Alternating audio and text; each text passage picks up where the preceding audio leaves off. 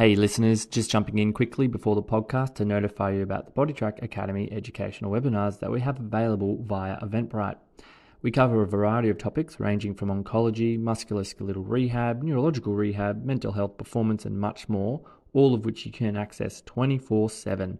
That means you can purchase the webinar and watch it at any time that suits you. You can claim our webinars as PD points via ESSA's self-assessment tool, and as a valued listener of the podcast, you're entitled to $10 off any of our webinars, but do hurry because the code is only available to the first 10 purchases. Just use the code FIRST10. So head on over to Eventbrite and browse our webinars. The link is in the show notes and on the BodyTrack Academy Facebook page.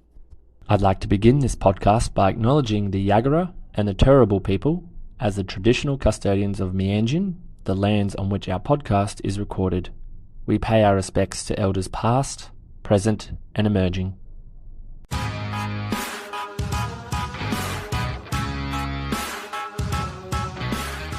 Welcome to the BodyTrack Academy podcast created by EPs for EPs.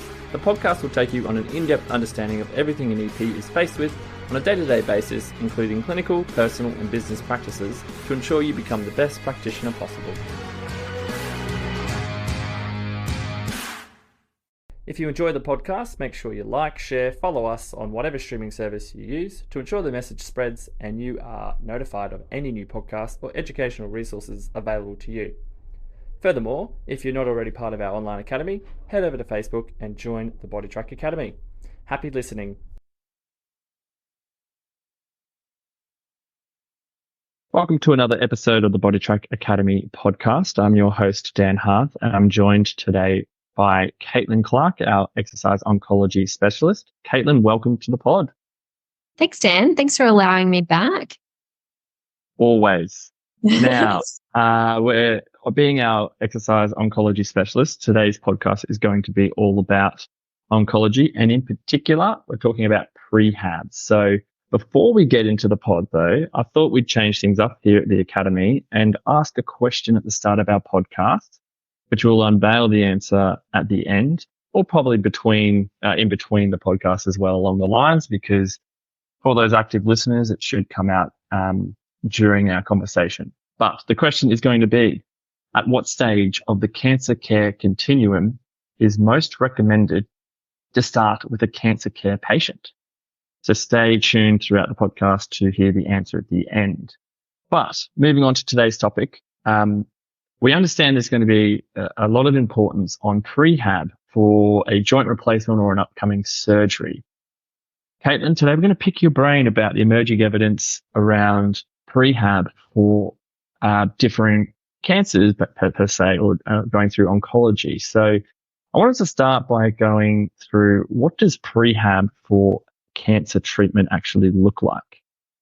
Yeah, that's a really, really good point, Dan. And it's really important to kind of think about it a little bit in the context. Well, for someone that is about to have joint replacement surgery, we try to do what we can to increase their reserves and their capacity, so that following the surgery, when there's inevitable recovery period and the physiological impacts of the surgery themselves, that we can get them back to their most optimal level of function as quickly as possible, and possibly even get them to a higher level of function than they would have been going into the surgery without any intervention. And we know from joint replacement surgeries and even ACL sort of styles of management that we do get good outcomes for patients post-surgically and in the rehabilitation space. So that's something to keep in mind also for oncology patients, because it is not uncommon for oncology patients to go through some form of surgery, particularly our breast cancer patients, particularly our female gynecological cancer patients, our prostate cancer patients. It is absolutely not uncommon to be diagnosed and be advised that later down the track they will be going through a surgery, which creates a pretty opportune time for us to be able to introduce that concept of prehabilitation and try to intervene as early as possible and try and really improve their outcomes following the surgery.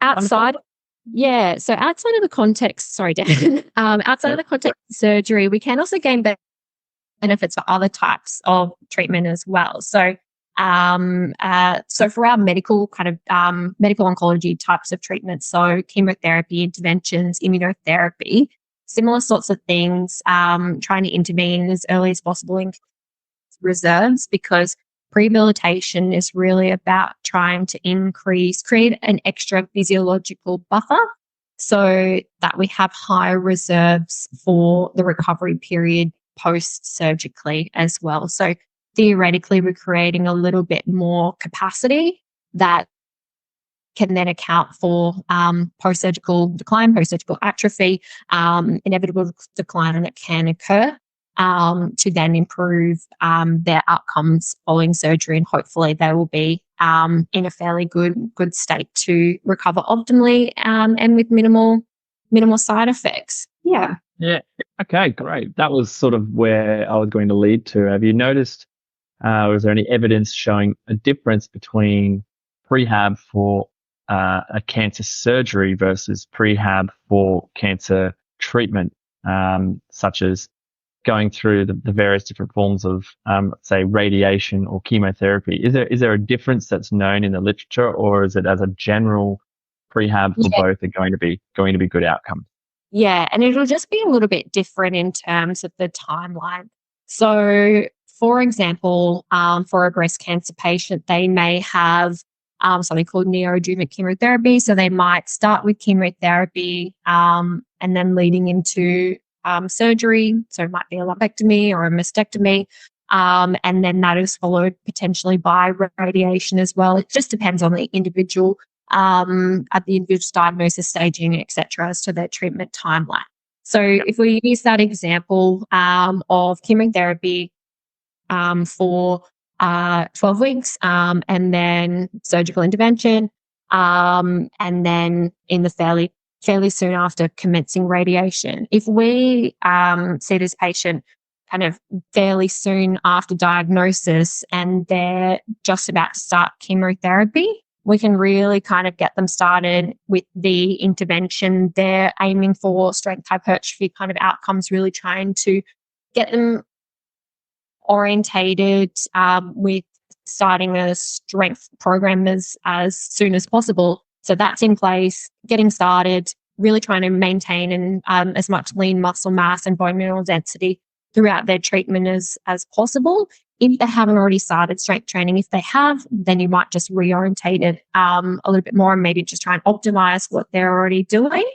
But then during that time, simultaneously, because we know we've got surgery coming up, so they've got a mastectomy after the 12 weeks of chemotherapy, we can already get started with some specific upper quadrant based work, or cervical or thoracic, wherever they've kind of observed a deficit, so that we're really trying to make sure that the upper body is as optimized as possible leading into that surgery. We've got time. We've got 12 weeks. We've got a really meaningful period of time to really make some good change through the upper body and through the chest wall and the upper back as well. So that would be a time. It's not too early to assess their upper quadrant range of movement, their cervical range of movement, their thoracic range of movement, how that's relating to, have they had any shoulder pathologies, and just really getting a good baseline, number one, but then really starting to add and incorporate that into your exercise protocol, kind of throughout that chemotherapy period leading into that surgery as well. Yeah. Yeah, great. So basically, I'm sensing the similarities there between a prehab for a joint replacement or an upcoming surgery that's not cancer related. We know the benefits there. I often like to paint the picture to clients where, this is the capacity that you could reach. We're going to have an inevitable dip in our capacity post surgery or treatment. But the differing effect of prehab is that you're going to be starting at a higher base than someone who doesn't do that. So we're seeing the similarities now with cancer patients. Am I getting that correct? Yeah, absolutely. Yeah. Absolutely. And it just, there's a really great infographic that we have included in our education, our cancer care treatment and treatment side effects management educational webinars as well that gives a little bit more of a visual kind of overview of how beneficial prehabilitation can be, and kind of really goes into this topic in a little bit more depth as well. So yeah, definitely recommend kind of checking that one out, and because it's something that you can either draw for a patient or use as a resource in your clinic as well. So yeah, I think having that creating that visual for a patient, that if we really say build yourself up to here, then we only drop ourselves down a little bit with the inevitable kind of decline that has to occur with the surgical intervention, or just the minimal decline that has to occur, as opposed to starting from your current baseline, dipping down and having to try to build up further. We may never actually reach that point potentially, depending on complications and different things. So, and then on the same kind of wavelength as well, like really reducing the risk for complications. So in an oncology sort of setting, like things like lymphedema and cording and musculoskeletal pain and pathology as well. So there's a few big attractors to trying to get in as early as possible. For sure. Now, the thing that I'm also picking up here is, I think we have clients, and our listeners, you probably can attest to this, is there seems to be quite a lot of importance placed on those clients who might be going for a joint replacement. I'm just continually using that example in this situation, Caitlin. But from your clinical perspective and being in an exercise oncology space, do you feel like there's the same level of importance of prehab for cancer treatment or cancer surgery currently, or is that a field that's a little bit foreign and we need to really, really kind of promote? Yeah, no, I think what's been really interesting is, honestly, in the last couple of years, and probably even more in the last 12 months, we're getting more referrals really early in the piece for, they typically say in the referral, preparation for surgery. So it's not necessarily a term that's kind of, I think, well understood, but they get the concept through education that we've either delivered or from what they now understand, and outcomes that they've seen with other patients they've sent to us as well, is that, okay, well, this patient did really well with starting really early in intervention, and then now they're further down the track recovered, and they've recovered earlier than the expected kind of timeline as well. So we're seeing more proof in the piece that I think is really reinforced that this is something that works, and takes a lot of pressure off surgeons as well if we can really try and reduce modifiable complications in whatever level. Like, that's amazing for the patient, for the medical team as well. So we're definitely seeing more of this, which is really, really exciting. That's fantastic. Yeah. Because we see better outcomes. Like, we're seeing patients recover, return to work, and with less complications. That doesn't mean that there's absolutely no complications occurring. There's sometimes like just greater forces working against us, but largely patients are responding and reporting really, really positive outcomes from this, and we're seeing really positive outcomes as well. So it's definitely something that's becoming more better understood and better kind of utilized in terms of referring for exercise physiology management. But in saying that, that doesn't mean that it's not also our responsibility to really try and identify opportunities for prehabilitation in patients that haven't necessarily been referred for that. So say, for example, they've been referred for management of a chemotherapy related side effects. So for example, fatigue. And then you're going through their treatment plan or expected treatment timeline, and they indicate that they have will likely have radiation coming up. Well, that's your role then to identify, well, how can we best prehabilitate for that, or they've got immunotherapy that will, so trying to really utilize, really look for opportunities that you can integrate this. Another really common one that I'm seeing a bit more of is when people are undergoing genetic testing, either after they have a diagnosis of breast or a gynecological cancer, or they have a family history, is prophylactic hysterectomies and oophorectomies as well. So removal of the uterus and or the ovaries. And that is actually a really valuable space where we can intervene to try and reduce risks for complications post hysterectomy, like things like prolapse and pelvic floor related concerns, and really making sure that we're optimizing pelvic floor strength, lumbar pelvic strength, and trying to reduce risks of complications there. That's been another area that we've seen quite good outcomes in, and preparing for transition to menopause with that surgical menopause there. Yeah. All right. That's great. Yeah. That was going to lead on to my next point. And I might be getting a little bit too narrow on this, but is there any evidence at the moment to say there's differing pathway of prehab for differing treatments? So I think you've kind of alluded to it there. But I guess in your practice, what I wanted to hear is how customized is your outcome measured for the given patient's cancer treatment or surgery? Are we seeing that there's evidence already to show, hey, that there's this outcome measure that can be applied for this specific type of treatment that they're undergoing? Or is that more of an, yourself, a clinical discretion that you're coming to these terms of designing a customized outcome measure and pre-post surgery and treatment?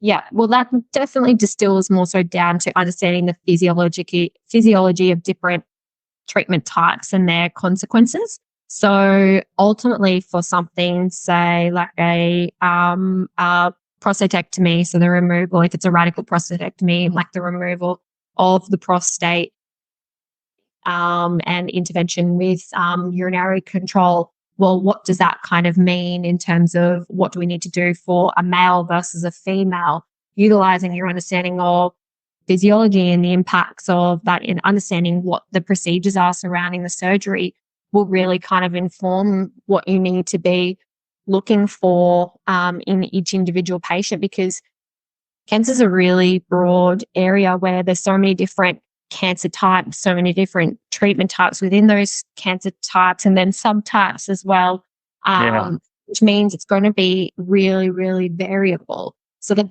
best way that you can really kind of optimize your practice is to understand the physiology of the treatments and what's likely to occur as a result of having a certain treatment.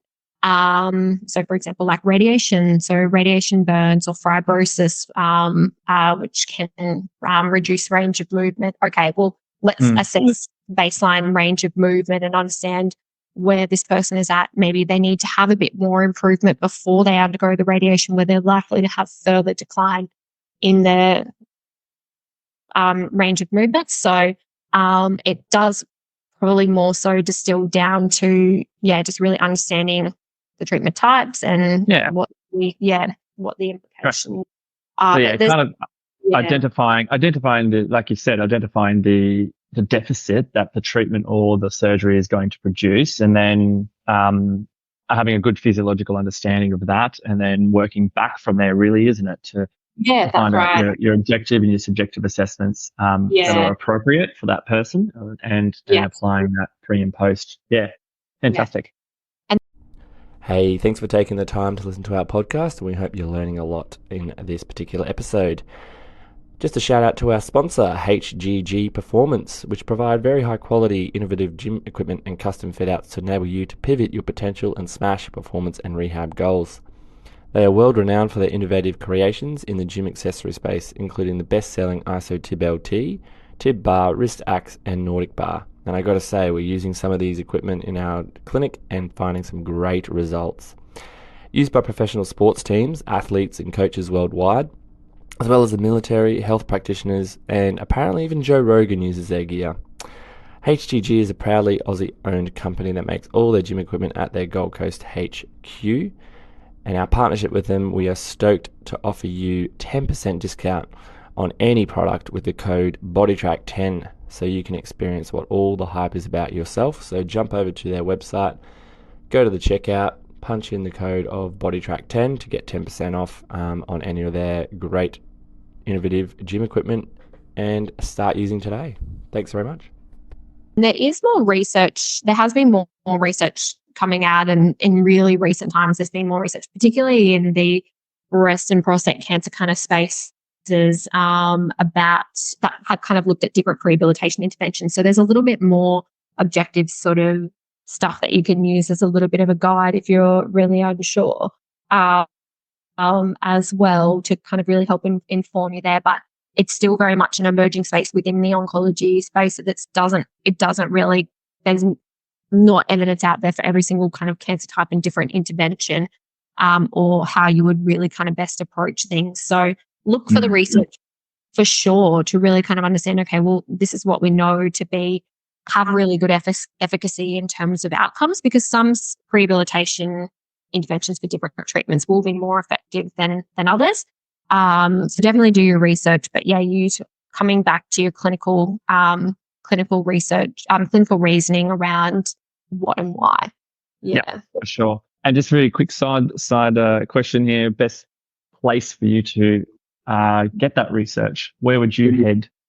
Yeah, look, I follow a few different oncology journals. To be honest, so I get a little bit of that kind of sent through, but yeah, I think keeping up to date on LinkedIn, on our academy. Sometimes we'll upload papers and different important literature there. Our resources all have literature linked there as well. But yeah, I think for this kind of newer emerging sort of stuff, definitely like keep yourself on LinkedIn with different researchers in the space as well. That's where I get a lot of updates. Yeah, good, excellent.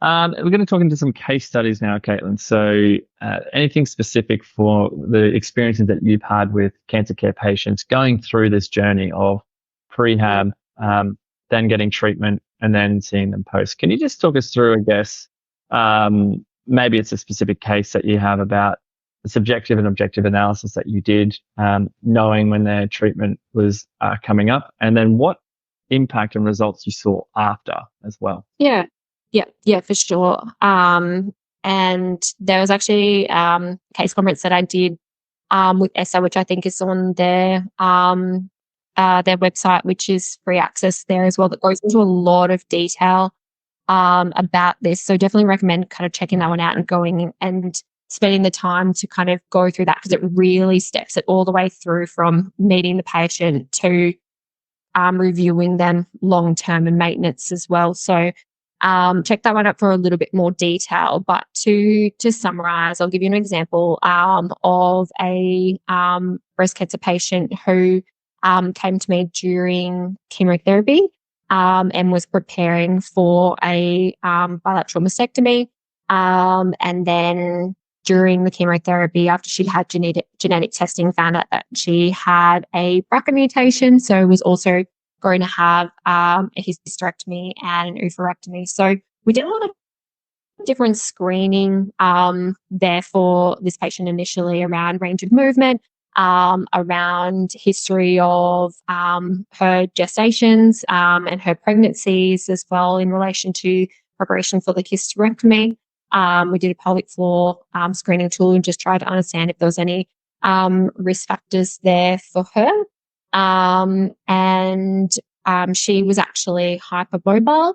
So we were kind of working through understanding, okay, well, what do we need to kind of optimize to reduce risk of musculoskeletal and soft tissue injury post-surgically. And she'd had some history of some rotator cuff pain and pathology. So we worked through really trying to optimize that during her chemotherapy, and then really helped her to progress towards the mastectomy, the recovery from the mastectomy, whilst simultaneously preparing for the hysterectomy and oophorectomy, and then for radiation after that. So in relation to how we prepared for radiation, the biggest consideration was making sure that her shoulder range of movement had returned to a suitable level to be able to hold her arms overhead. whilst radiation was delivered. And also, reducing the risk of making sure there's sufficient drainage to reduce the risk of radiation induced fibrosis to further impair that range. So, that's a little bit of a summary of a fairly case that kind of covers a few different avenues. Quite complex, that one. And but it just comes back to that point we made before, was how you've made it very individualized for the person. You've customized the testing that is going to be appropriate given the treatment that is going to be undertaken. And you've also had to, pivot as well with the news of the BRCA mutation as well. So I think the most important thing there is going back to what we said before. There's no gold standard template per se of what testing to do. It's understanding the repercussions or the decline that may be associated with the treatment or the treatment for that cancer, and then working back from there to design the most appropriate prehab guide for that patient. Fantastic. The other question I had, going back years, but it's still a work in progress about exercise being a fundamental approach to cancer rehabilitation. So I know there's been massive improvements in that, about having exercise as a crucial part of their treatment. So it's really, really enlightening to hear that you can now, you start to see they're applying the same exercise prehabilitation principles to oncology treatment as well. That advancement from my perspective of being an EP for 12 years now is phenomenal to see. So I hope it only gets stronger. But Caitlin, the question I had for you from that was, how do we actually get cancer patients active with their prehab? What do you feel as an ex-phys who has a specialization in exercise oncology? How do you feel is the best way, or what ideas do you have for another young exercise physiologist who wants to be involved in oncology to actually promote the fact that prehab is such an important and crucial component? Yeah, definitely. Yeah, it's what's really interesting about the oncology space is that when someone receives a cancer diagnosis, it's something called a really teachable moment. So it's one of those kind of pivotal, unfortunate things that occurs in someone's life that makes them really realize, okay, well, I need to do whatever I can, or whatever it takes to improve my outcomes here as much as I can. So it's a really opportune time at the time of diagnosis to create really strong behavior change there as well. So really trying to start with someone as early as possible at the time of diagnosis can be really, really beneficial from our models of behavior change. And that's something I dive into a little bit more on the case conference actually is, okay, well, how does it kind of relate to these behavior change models as well about this teachable moment?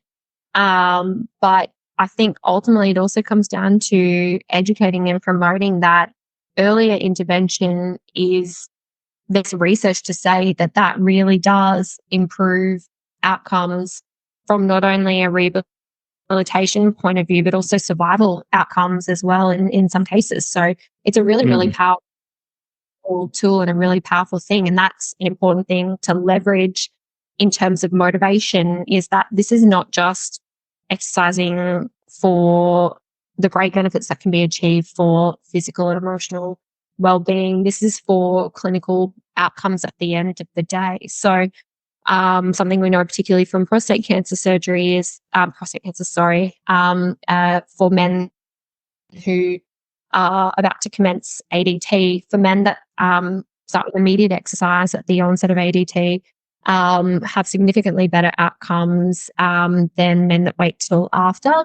And for those men that wait till after, they don't necessarily reach the capacity of improvement that the men that started during or at the time or just slightly before or treatment. So it's really about emphasizing the value, but also acknowledging where this person is at as well. For some people, at the time of diagnosis, it is not the time to start with an additional exercise intervention. They might be experiencing distress or severe kind of financial change or toxicity, or they might need some other time and interventions to help support them with other more pressing things. Like someone's mental health absolutely needs to take precedence in a setting where exercise is not going to help them just to better their mental health. They need to redirect their resources to addressing that first, and maybe we can help them in just whatever way we can, but diving headfirst into a full intervention isn't what they're ready for.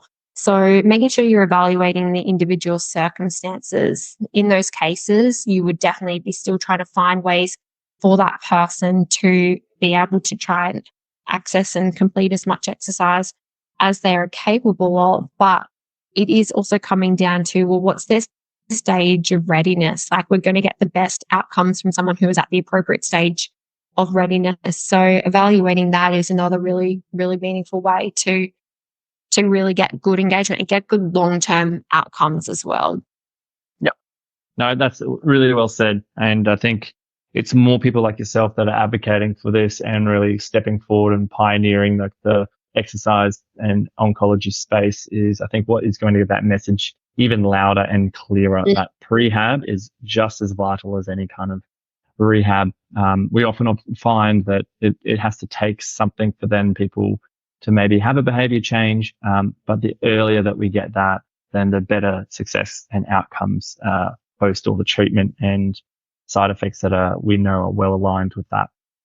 Yeah. Caitlin, any final thoughts before we unveil our answer, which I think is pretty clear from what we've said, but any wrap-up points that you had for our listeners before we give the answer? Yeah, and I think like we concentrated a little bit on kind of the major kind of cancers that you might see, kind of breast cancer, prostate cancer, but this really does apply to all cancer types, and it just really distills down to where the person is at in terms of where you're meeting with them, and where they're at in terms of their stage of the cancer care continuum and what their treatment plan really kind of looks like. But you're just don't just look at the now, like look forward at what the plan is kind of moving forward, so that you can really make sure that you're getting really good long-term outcomes for the patient. Yeah, absolutely. That's our role, is to not just look at acute management. Let's look at really long-term management there. Yeah. Definitely. So our question was, at what stage of cancer care continuum is most recommended to start the cancer care patient? And the answer is, Caitlin? As early as possible. Surprise, surprise. Yeah. We know that it's going to get the best outcome going as early as possible. And that teachable moment is something that's going to stick with me, I think. I think that's a very good thing to take out of this as well. It is a time, particularly around cancer diagnosis, that is heavily weighted as well, that you can get that behavior change started really, really early. So that's definitely a big takeaway that I'll take to my practice. Caitlin, it has been a pleasure as always to pick the brain of your exercise oncology specialty.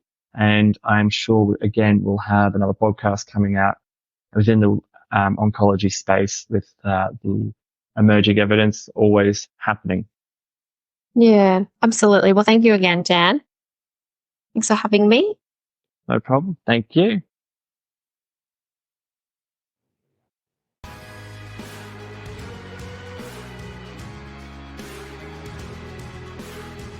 Thanks for listening. We hope you enjoyed this podcast. So remember to share, like, or follow to keep updated with all our podcasts and educational resources.